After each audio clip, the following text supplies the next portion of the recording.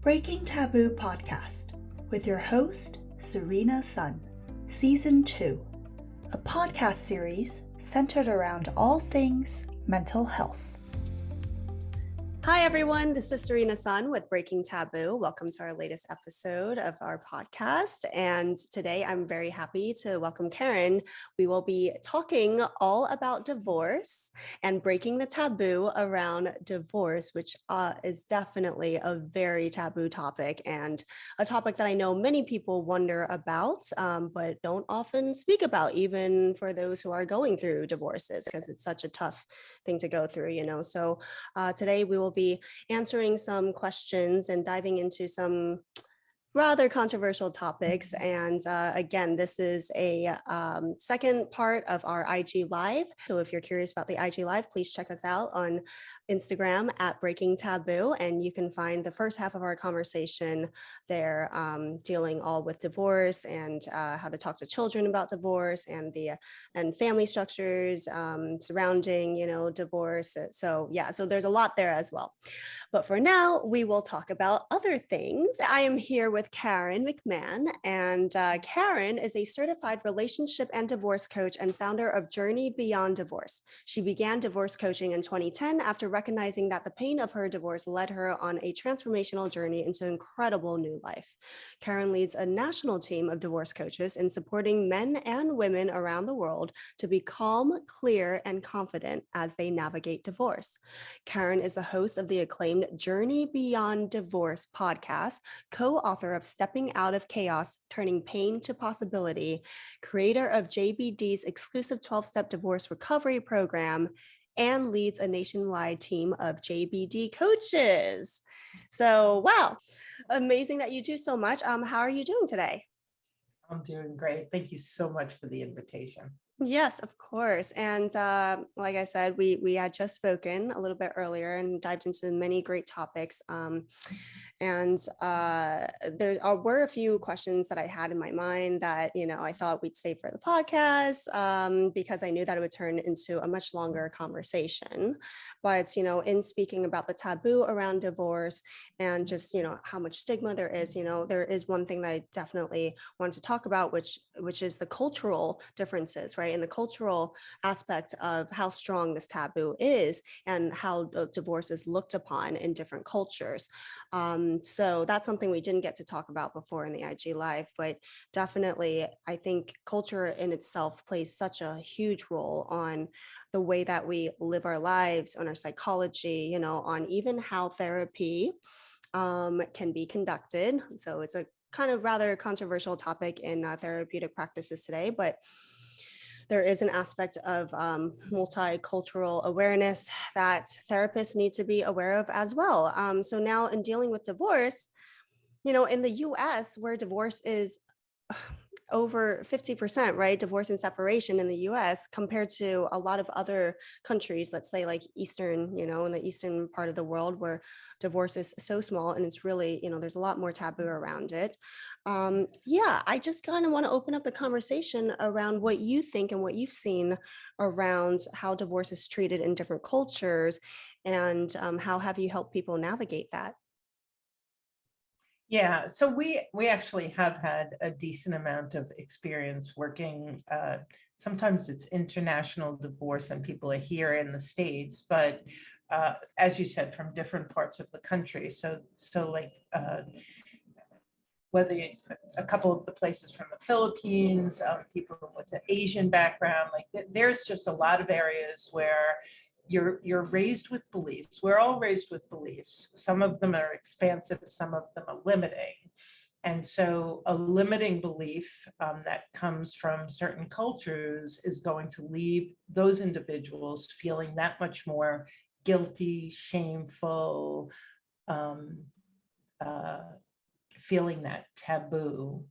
And it's not just the individual, right? But if you're here in the States and you tell your family that your marriage isn't working out and you're getting a divorce, you're more likely to be supported and embraced. Whereas in some of these other cultures, you you can feel almost double victimized, where you're told, you better go back and fix it, and you don't do that, and you have to, you have to suck it up, you have to stay and do what you're doing. And so divorce is so difficult without that. And so when you end up with those, and I would say cultural and religious, because I was actually at an Orthodox wedding last night of one of my clients who is an Orthodox Jewish person. And so you have Christian and Jewish and Muslim religions, which also play into this. And so what it does for people is it takes what is difficult and it puts you in an even more difficult position because of the taboo, because of your family and your friends and your society and your culture and your religion, who might see what you're doing to save yourself and your family from a bad marriage. They'll see it as doing a negative or a bad thing, and you won't get the kind of support that you really need. Yeah, absolutely. I can absolutely see that. And I also think, though, that in a lot of these other cultures and religions, there's more emphasis placed on family and the family unit and keeping the family unit together. There's more priority placed even on the family unit. And, again, with like certain more familial mindsets or collectivism cultures, where it's not just about yourself. It's not so much individualistic. It's not so much like, oh, I need my independence. It's the family should always come first, other people should always come first, or in a religious, aspect, like there's such a strong sense of right and wrong, so, and also, the vows that people take during marriage, right? That's in itself is very religious. So if you're of that religion and you took that oath under God, it's an oath, right? So there's so much emphasis. And I'm just saying that I understand, on the other side, I completely understand how divorce can be there's can be such a strong taboo around it, and it's just not something that people do as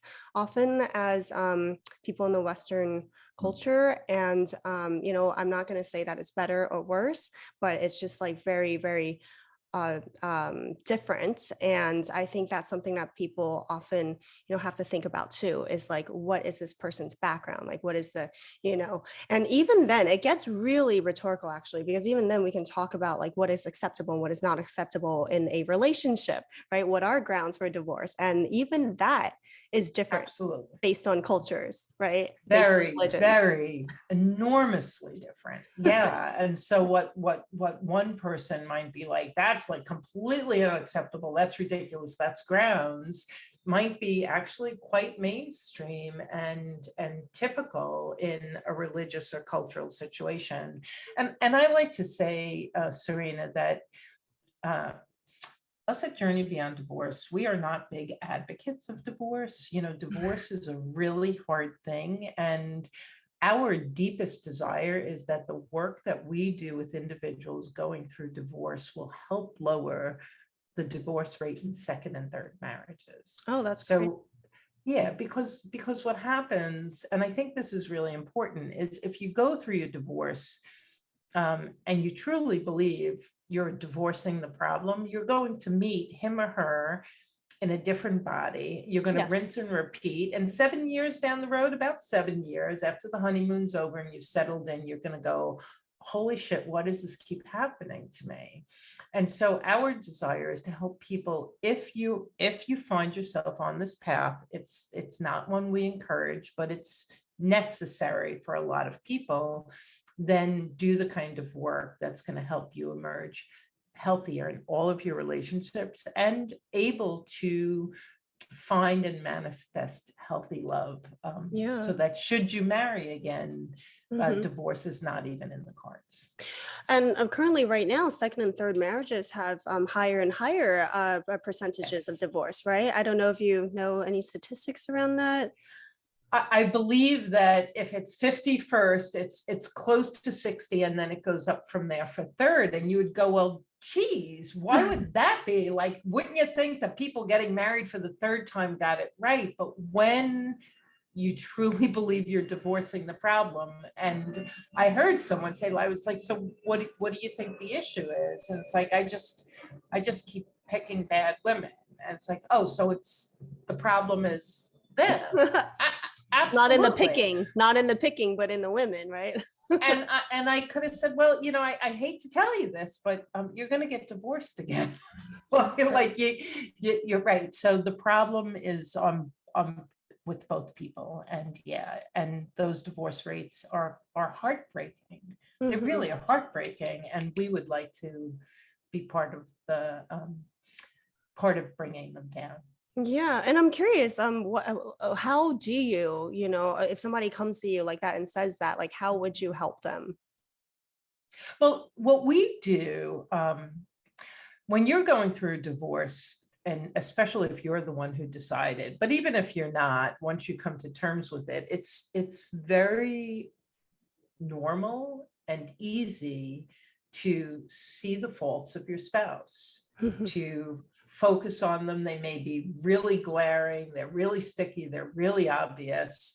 And so that's what people focus on. So if I'm hurting, this is how a lot of us have been raised. If I'm hurting, then the cause of my pain has to be outside of me. It has to be my circumstance or the person is causing me pain. And what we talk to our clients about is actually the pain is coming from inside.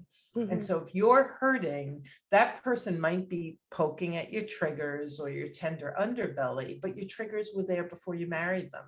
And so is your tender underbelly. And so learning, and we talked a little bit about this on the IG Live, learning what did I learn in my family of origin about intimate love?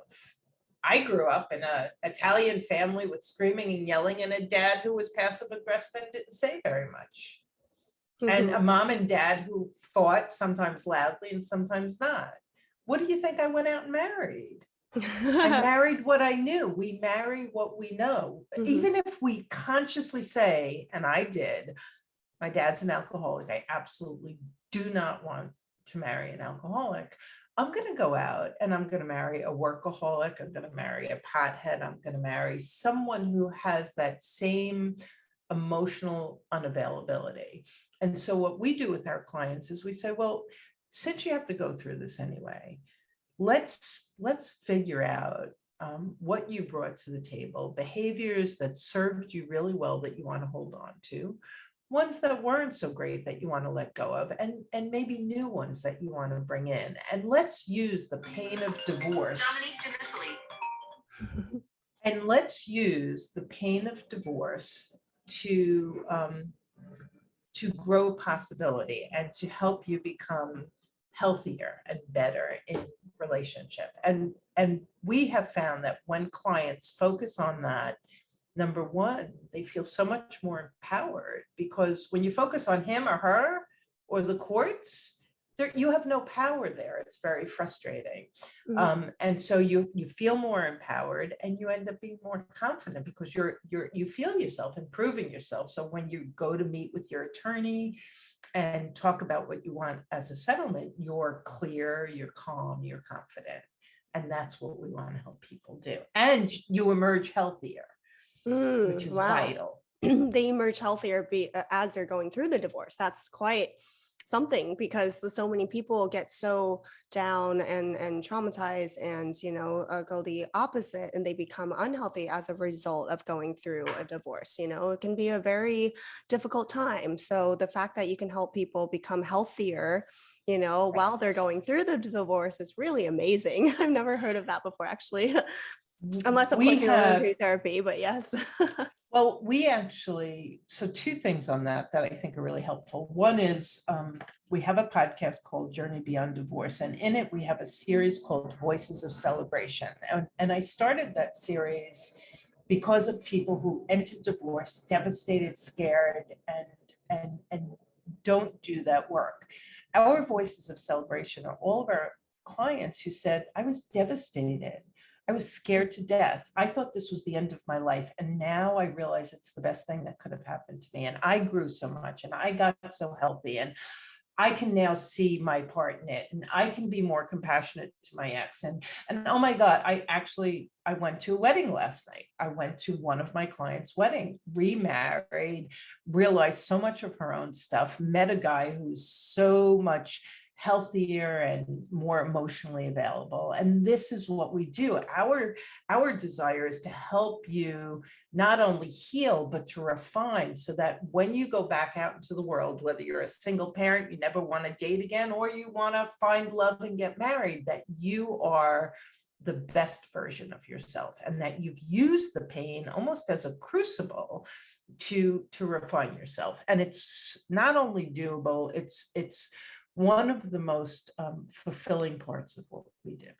I love that. I absolutely love that. Yeah, I mean, that's so hard to achieve. So I know personally, I know a couple of friends of mine actually who are going through divorces right now, and they really are, devastated. It's very difficult to see them go through this. And and it's interesting because there's so many different types of divorces, just like there's so many types of different types of breakups, and some of them can last a very long time. In fact, yeah, most of divorces last such a long time. I think you mentioned this in the IG live too. Like, people often think a divorce is like a one and done thing. You sign the paperwork and that's it. You're divorced, maybe go to the lawyer a couple times. But I have seen it drawn out for a year, just nonstop, constant drama.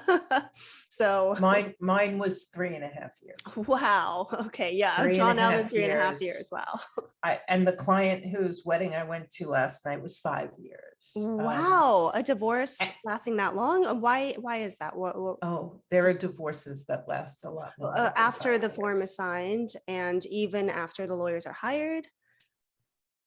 Yes. Okay. After the lawyers are hired, years and years and years. And that typically is your high conflict divorce. And we could get into that and what happens with that. Sometimes it's not a high conflict divorce. Sometimes it's one party's resistant. Like they just can't wrap their brain around how their spouse actually wants this to happen. And one of the things an attorney had told me years ago when I was going through the divorce that rings so true is your divorce will only move as quickly as the slowest moving party. Wow. And it's important to understand that if you've been thinking about divorce, I mean, think about it. I was thinking about divorce for a long time. I was asking to go to marriage counseling. We did marriage counseling. I was talking about how I was unhappy. I was going to therapy. I was working on myself. I was clear that I was unhappy for a very long time. All that time, unbeknownst to me, I was grieving the death of my marriage. So then when I tell my spouse, well, the gig is up, I've tried everything, I'm filing for the divorce, he's so far behind me. I'm 1.5 years ahead of him, or however long, because I've already been thinking about this. I've already been worrying about being a single parent. I've already been thinking about the finances, scared about it, but doing some emotional work too. So the person who is being divorced often seems manipulative, but they're in their grieving process first. They're in denial, then right, they're in depression and anger, and then they go into bargaining. Oh, you're just going through a midlife crisis, or you're just you just need this thing. Let's go on vacation, or whatever it is. It's your mother's telling me I'm not good. Like all of these crazy things. That slowest moving person isn't going to take the steps that move the divorce forward until they've come to at least an initial level of acceptance. Yeah. So even after they sign the divorce papers, they could, No. This is signing the divorce papers can take 10 years to happen. Right. That I can see. Yeah. Yeah. So the divorce, when I say the divorce takes a long time, from the moment you decide to spouse, got it. until you're done with either the courts or the negotiating or whatever, that can be very lengthy, very lengthy. Yeah. So speaking of conflicts, right? I love what you said before to me when we were on the phone during our initial call. You said something like, how goes the marriage, goes the divorce. Okay, I don't know if you remember saying that, but I love that quote. I wrote it down. How goes the marriage, goes the divorce. So basically, we can't expect just because, people are ending their marriage and they happen to be parents and they have children, we can't expect like a high conflict relationship to all of a sudden get better. And in fact, it could actually be oftentimes quite the opposite, a relationship with a lot of conflict and trauma and baggage, oftentimes that shows up in a divorce as well, right? And I know that you specialize a lot in high conflict, and I want Yes. to, again, we talked a little bit about this IG Live, but do you have any examples of what you might call a high conflict divorce? Yeah, absolutely. So I think that divorce has conflict. And so it's very important to say that uh, in your garden variety divorce, people are going to get hurt, they're going to get angry. When Divorce any of is us, conflict, right? Pretty much divorce yeah, is conflict, and relationships all have conflict too. Like, I don't want to make it seem like there's no obviously conflict, relationships, trauma, baggage, that's all in relationships too, but we're specifically saying high conflict, just yeah, FYI, everybody out there. yeah, and so since all divorce has conflict, then what makes something high conflict? And the way to look at it is, if I'm showing up um, reasonable, maybe sloppy, maybe angry, maybe reactive, but like with some ability to see reason. Divorce is about splitting parenting time and assets. That's really what it comes down to. It's not terribly complicated. Um, in high conflict divorce, there's typically no transparency. So if there's a moneyed spouse, they may not share any of the finances with the non-moneyed spouse. They may hide it. You might have to hire a forensic accountant because you have to go track down the money. I have one client where all of a sudden her spouse, who was in a partnership, had like twice as many partners, so he didn't have that much value in his partnership. So those kinds of things happen. In interactions between you and your spouse, you might find yourself saying, well, it didn't happen that way, and wondering if you're crazy because they always seem to have a different memory than you do of how things happened. It's called revisionist history. It's not going to just show up in your high conflict divorce. It's going to have shown up in your high conflict marriage. Black and white thinking. We live in a world of gray. There's your opinion, my opinion, there's your truth, my truth, and someplace in the middle, there's the truth. Mm-hmm. If you're divorcing someone where there is no middle, Mm-hmm. it's right or it's wrong, it's yes or it's no. If you're divorcing someone where I am not wrong, I've done nothing wrong, you are the problem, you are 100% of the problem. If you're divorcing someone who's verbally abusive, emotionally abusive, physically, sexually abusive, all of these things, if you're divorcing someone who is not only an addict, but like really deeply troubled and unable to pull themselves out, or an alcoholic who's very active, like they can also show up with all those things I just mentioned. At the end of the day, doesn't it sound like so freaking, how do you negotiate with this? Mm-hmm. That's what makes it high conflict. You literally want to bash your head against the wall. It's like, what am I going to do? I can't move the ball forward at all. What happens is, while your ex you might be listening now and nodding your head and go, yep, that's my wife, that's my husband. Here's the key. If that's who you married, now I'm going to describe you. You've lost your voice. You're very controlling. You don't think you're controlling because you think he or she is controlling. And yet everything you do to try to calm the chaos, to avoid the fight, to fly under the radar. You're codependent. You're going to control everything. You're going to take care of everything. And then you're going to be a martyr and angry that you have to take care of everything and they're not doing anything. And then when they do it, they did it wrong. And so I could go on and on. And so when we have high conflict, there's the obvious person who's like a problem. And then there's the person who's like, it's him, it's her. And then when we start looking at, actually, you have codependent tendencies, you have controlling, you've completely lost yourself. You're a shell of yourself. You have his or her voice in your head. You don't even know what you think or feel because you're so, and how does that play into everything that happened in the marriage? And so you can't fix him or her, but we could do a lot of work here. You can emerge so much more healed and healthy than you entered that marriage or that you entered the divorce. And if you're game for that, well, then hold on to your seat, because wonderful things can happen using the pain of divorce to fuel your personal transformation. I love that. Using pain to fuel your transformation, kind of like a phoenix rising from the ashes type thing, right? Yeah. Absolutely. I love that. And every a relationship that ends is an opportunity for a new beginning. I know it's difficult to hear when you're going through it, but that really is the truth. I think it's just so interesting listening to you talk about these things that people bring in the divorce, and my brain's just like, yeah, that's what happens in a relationship. That's in a relationship. That must have been in the marriage. That was probably even before the marriage. That was probably might have been in, their dating courtship period. These are all the things, again, that people are bringing into a relationship before they even get into one. And when you're talking about healing and healing the self. So during our IG Live, for those of you that haven't seen it, we were talking about mending.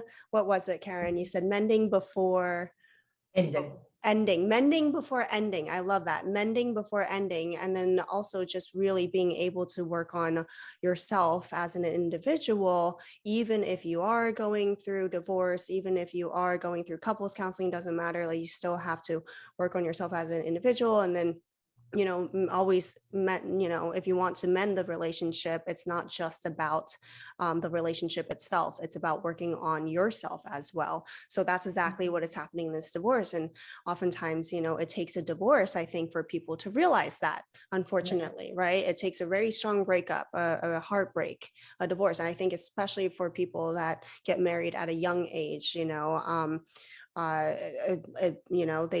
might, unfortunately, that's what it takes for them to realize that, maybe it's time to take a look at myself and the baggage and the traumas and the triggers that I'm bringing into this relationship, and all the things he talks about, black and white thinking, gaslighting, revisionist storytelling. It's just history. Yep. It's just all of that are just actually signs of emotional and psychological abuse in relationships. And there's just so many relationships where that's happening.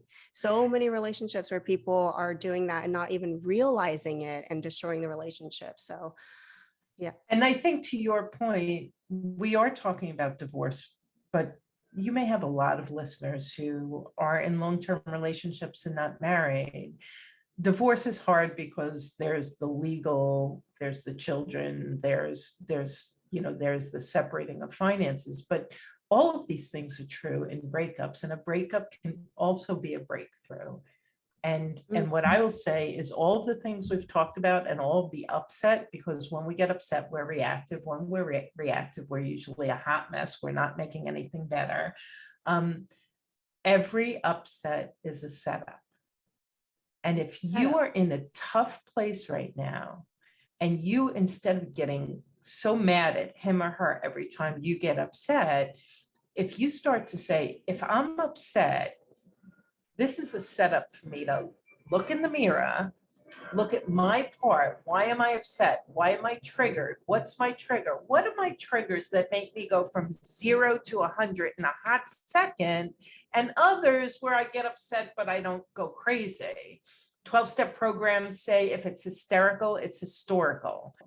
If you go from 0 to 100 in a hot second, your spouse Your buttons, your triggers predate your spouse. That goes back to family of origin issues. And a good thing to do, whether you're breakup or divorce oriented, is to start taking a look at your patterns.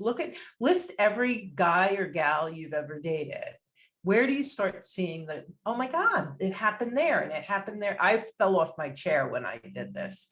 And for me, I listed all of my relationships, and it turned out that every single man I dated was emotionally unavailable and didn't have any really deep relationships. And I was like, how is that I didn't see that? That's what's so powerful about this work. We don't see things until we stop and we're willing to stop complaining about them and really explore ourselves. That's where all the gold is. That's where all the personal power comes from. That's where you feel empowered, when you're focusing on looking at and healing and refining yourself. Yeah. And I just find it so interesting and, unfortunate that it often takes people to be in relationships, intimate relationships, long-term relationships where it's not, just casual dating. It takes people to be in relationships or marriages, something really significant relationships, I should say, to actually realize these things, to actually see these triggers, to actually have these problems come up. And, and then these are also the same people that kind of walk around like, oh, well, I've never experienced this before, right? Talking about the emotional unavailability. But then you ask them, what type of relationships have you been in before? Well, really not many, not much, haven't really gone anywhere with it, right? So it's like, unfortunately, the really significant relationships is sometimes what it takes for people to even have to open up their eyes and seeing that, this type of work needs to be done. And sometimes, unfortunately, it just becomes too late. Like there's too many problems and it becomes too late. And then I don't know. And then, the relationship ends. But I do like what you said about the triggers, right? There's so many triggers and people often, I love what you said about, the triggers being that person bringing it hysterics and the history, right? What is hysterics is what is hysterical is historical. And I just find it funny because people always blame their triggers on the other person. Right. Yeah. People always bring their, almost always blame their triggers on the other person. It's you that triggered me. But in reality, it's always the person being triggered. It's their issue. So. Right. It's your issues. What I say to people is somebody's poking at your tender underbelly, whatever. So one of my issues from my childhood was not feeling seen and heard. And so I replicated that in all of my romantic relationships. And I got angry at them for not seeing and hearing me. But when I was able to step back and say, well, if my tender underbelly is not being seen and heard, let me work on that. Let me heal that. Let me see what that's about. And that's the kind of deep work that once you heal that, and a lot of times it's self-love, it's a lot of things, I'm not going to get into that, then that same person, right, because our loved ones know how to push our buttons, they go to push your button and you're like, push away. Push away. You have no power over me. You have no control over me. You could do that until the cows come home. It doesn't bother me anymore. I'm good. Yeah. You can. That is the most empowering place to get to. I love that. Yes, absolutely. Absolutely. I think we definitely all have work to do around being in a place where people can push our buttons and we just, don't have the same type of emotional reaction, so yeah. I also feel like, if you don't mind, what you said about emotional unavailability, just because you mentioned it before and you have experience with this, what is emotional unavailability? Okay. I think a lot of people meet people that are emotionally unavailable. I'm curious if you have any insights or any examples that you see of like, what would be examples of an emotionally unavailable person? And of course, there are the obvious ones, but there's also a lot of not so obvious ones.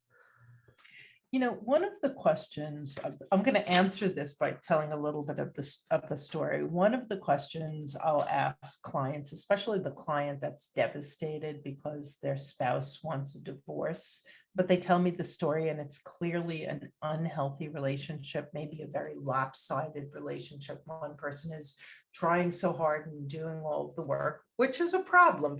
That person has a problem and the other person isn't. And I'm devastated and I can't live without him or her. My question is, can you tell me all of the ways that you felt deeply loved by your partner? He's a really good father. That's not what I asked you. And it so often stops people completely in their tracks. Well, when we first got married, she used to, that's not what I'm asking you. You've been married 25 years. In the last, okay, let's say in the last 10 years, tell me how you felt deeply loved, seen, received. And that's where they usually nail the emotional unavailability. It's like, we don't talk about my stuff. I'm not supported. I'm not encouraged. I beg for physical time, for conversation, for support. And so emotional availability shows up in a lot of different ways. Someone could be very physically present. They could be very controlling. But what do we want in an intimate relationship? We want somebody who hears us, who sees us, who adores us, who doesn't tell us what to do, but who supports us in going out and being our best self. That takes a lot of awareness. So someone who's not emotionally available typically has a very low level of emotional awareness and a very low level of ability to emotionally regulate. And that's where you get I'm angry, it's your fault. Well, how could your anger be my fault? Your anger is you. And so the emotional unavailable person shows up. It's very hard. I'm not going to say impossible, but you'll see a lot of emotional unavailability with addicts, with alcoholics, with people who have mental health issues. And that doesn't make them bad people. None of them are bad people, but they're emotionally unavailable. They're not available to themselves. How could they be available to you? Right. And so those are the kinds of things to look at. It's like, when I'm in the same physical space as this person, do I feel connected? Do I feel that he or she sees me, hears me, cares about me, wants what's best for me, supports me, adores me, loves me? I mean, I could go on. A lot of people I talked to couldn't name 3 of those because they don't have experience with it. What does it feel like? Ask yourself, what does it feel like when I am completely loved by my partner? And when I have people say, she keeps the house clean and she takes care of the kids and, she's really good with the finances. Okay. Right. Okay, but that's not what we're talking about here. That's not part of, right. So does that help? Yeah, no, absolutely. Yeah. I mean, people show love in different ways too, but yeah, absolutely. I feel like, if there's not enough, if you can't really pinpoint what it is, and if you are having trouble naming even just 3 of moments where you feel completely loved by someone, right? That's a problem. That is an issue. And on the other side too, yeah, of course, like people that are emotionally available, they're not bad people. They have a lot to work on. But oftentimes,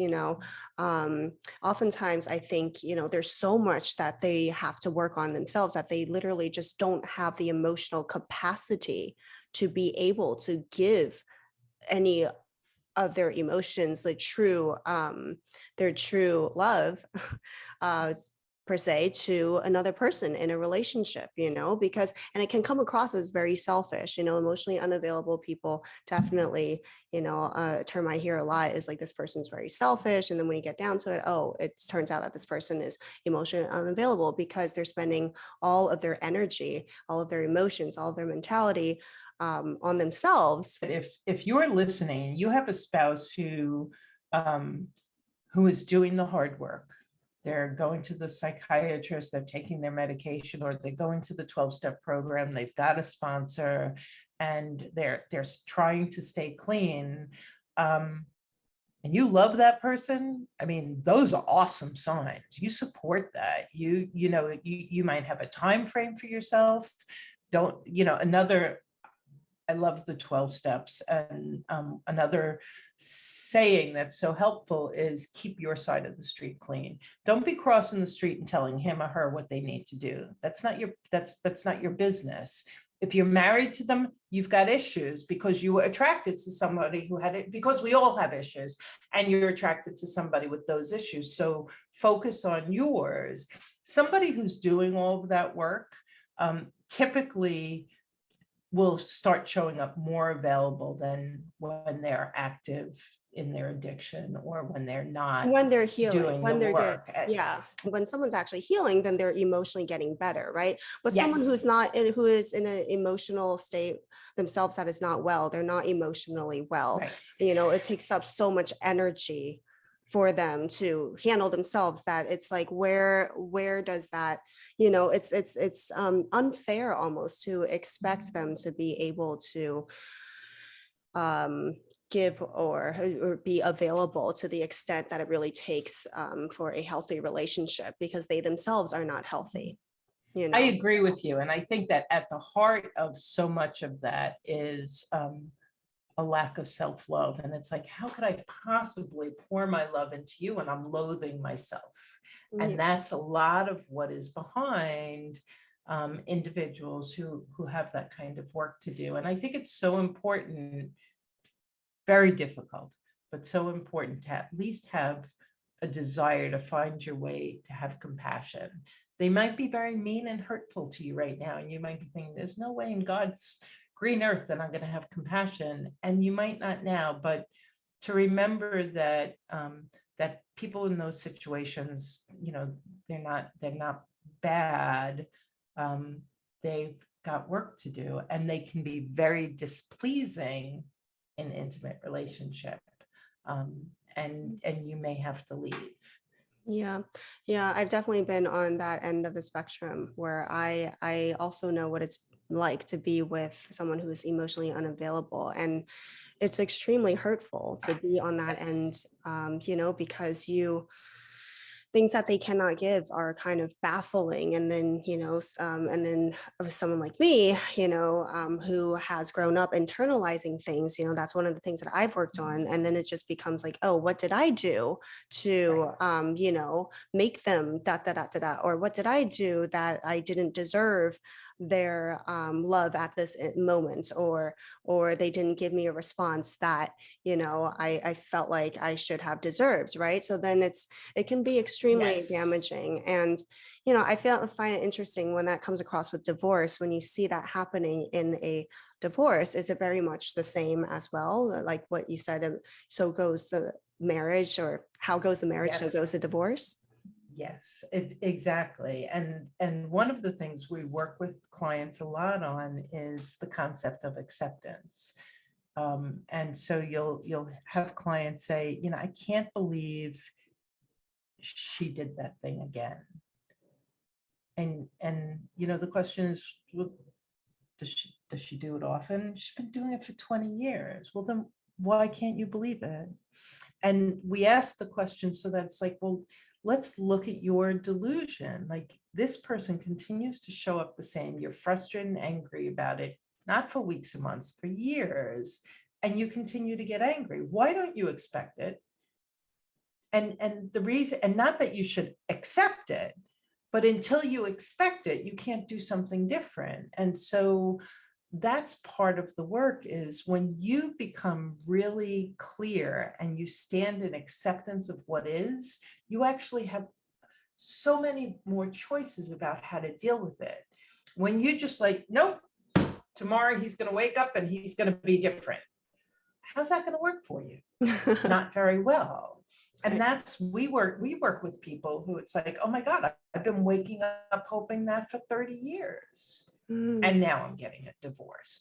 And so that person, once the divorce is happening, and then you have clients who like, he or she's still doing something wrong with the finances, displeasing with the kids, whatever the case may be, their behavior. Unless they're in some kind of therapy or coaching, they're going to continue to behave that way. When you can expect and accept that, you can then have a plan B. You can then do things with it. So to your point, yes, internalizing it, taking it personally, as opposed to that's the way they behave. Let me come back to me. What do I have to work on? Why do I internalize it? Why do I assume every time he's angry, it's my fault? Like, that's the work we'll do with you. That's what you need. Somebody else needs something different. And so it's so valuable. And it's scary. It's that what we call inner work is, it takes courage. It takes courage to look at yourself, and yet the return, the ROI is just off the charts. Like, you will have your best life and your most fulfilling life when you're willing to look at yourself and heal and refine that which isn't working for you. Absolutely. And divorce, as challenging as it is, it's a perfect opportunity to reinvent yourself. And it's so important to get a therapist or a coach, somebody guidance to help you through it. Because we excuse me, we all think that we can, we all want to be brave and strong and get through things themselves. But like I always say, even therapists and coaches need therapists and coaches, so, Absolutely. and sometimes even more so because they have been trained to think a certain way, and, they might be very blind to their own blind spots. And, it's very difficult sometimes when you're handling so many clients, to be able to give yourself the same amount of respect and introspection. And we just need unbiased opinions, basically. Yeah. But yeah, I love what you said about acceptance as well. The key theme here of acceptance, which is what I would love to wrap up our interesting and just wonderful informative podcast, Karen, that I've had with you. And we had a great IG live as well. So yeah, Karen, if you don't mind, first of all, telling everyone where they can find you. Thank you so much. So the name of the company is Journey Beyond Divorce. We have a podcast where we talk about everything that there is to talk about around divorce at Journey Beyond Divorce podcast. That's our website, that's our Instagram and our Facebook. So, and we have a gift. We have a free gift that we offer everyone, which is a rapid relief call. You can go to rapidreliefcall.com. It's a free 1-hour coaching call with one of our team members, and you will walk away with new perspectives, an action plan, and some clarity. And that's our gift to you. So if this is all resonating with you and you're struggling, grab that call. And thank you so much for inviting me on. I think this is so important to talk about, and I really appreciate you giving it that time. Oh yeah, absolutely. I love that we spoke about so many different topics, and I love these type of organic conversations. Excuse me.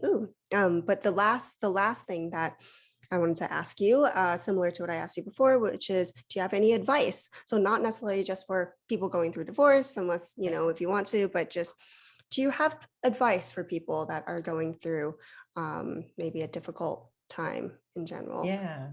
No, thank you for asking that. There's two things I want to say. Earlier, I said, and I think every upset is a setup. And so no matter what challenge you're going through, whether it's a health issue, a financial scare, a business thing, a work transition, if you begin to take a look at what you're scared about, what your fears are, what your reactivity is, you will you will be improving yourself while you're going through the difficult time. And it was Byron Katie, who's an amazing life coach, who said, nothing happens to us, it happens for us. And it's always at the exact right time. And then she says, you don't have to like it, but it's easier if you cooperate. And that's not verbatim, but it's the spirit of that is, we're so quick to say, why does that happen? Why does this keep happening to me? Things happen for us. And when we can step out of resistance and into acceptance, we can really get the most out of the difficulty and emerge better. Beautiful, Karen. Thank you so much. It's been such a pleasure chatting with you. And, thank you for doing the wonderful work that you're doing and for continuing to break the taboo around divorce. Thanks for being a part of this. And I'm so glad to share my evening with you.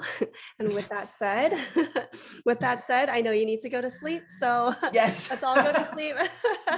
Thank you, everyone, for tuning in. Okay, bye Bye-bye. now. Have a great night. Bye.